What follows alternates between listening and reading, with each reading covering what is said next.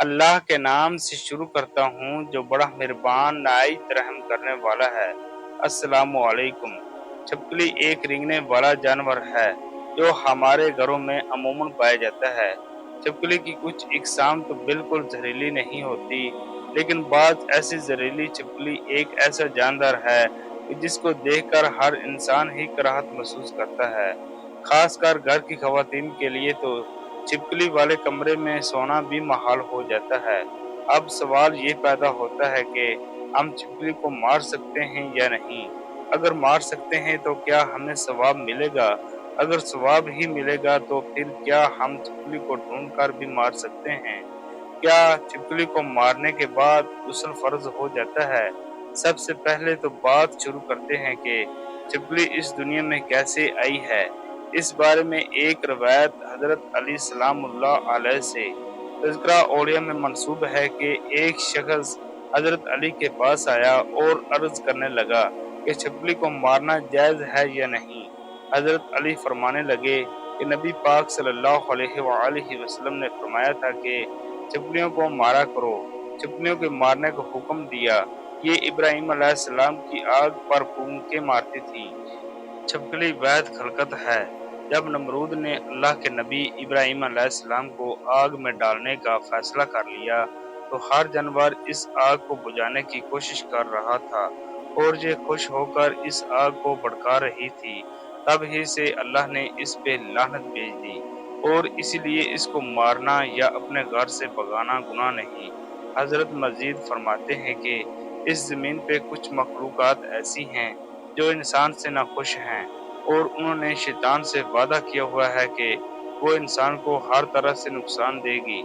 इनमें एक छिपकली और इस खानदान से जड़ी मखलूकात हैं। आदम अलैहिस्सलाम की खलकत से लाखों साल पहले इस जमीन पे क्या था? छिपकली का खानदान कसीर तादाद में बसता था और वो दिन ब दिन बहुत ज्यादा बड़ा होने लगा और यहाँ तक कि इस जमीन को दोजख की मसल बना दिया।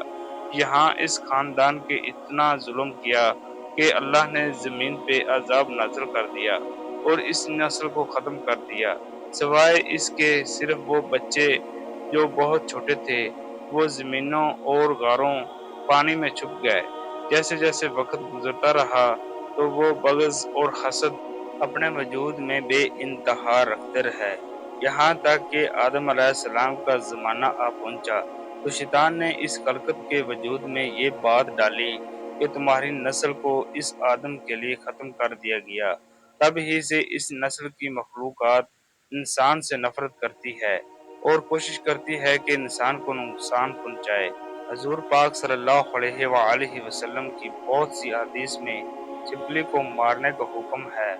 एक मौका पर हज़ूर सल्लल्लाहु अलैहि वसल्लम ने फरमाया, जो शख्स किसी किरले छिपकली को पहली चोट में मार डाले, इसके लिए 100 नेकियां लिख दी जाती हैं।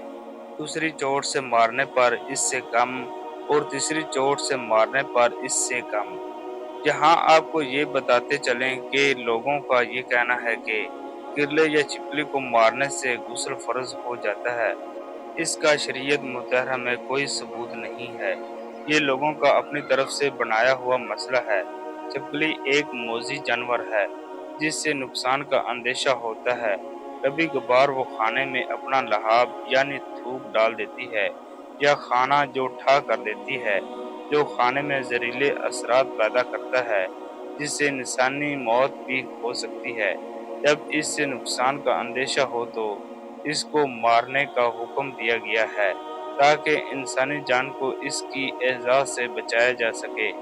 हजूर सल्लल्लाहु अलैहि वसल्लम ने फरमाया, जिसने सांप मारा इसके लिए 7 नेकियां हैं और जिसने छिपकली को मारा इसके लिए 1 नेकी है। इसलिए दोस्तों इस मोज़ी जानवर को घर से भगाना और उसे मारना जायज़ है।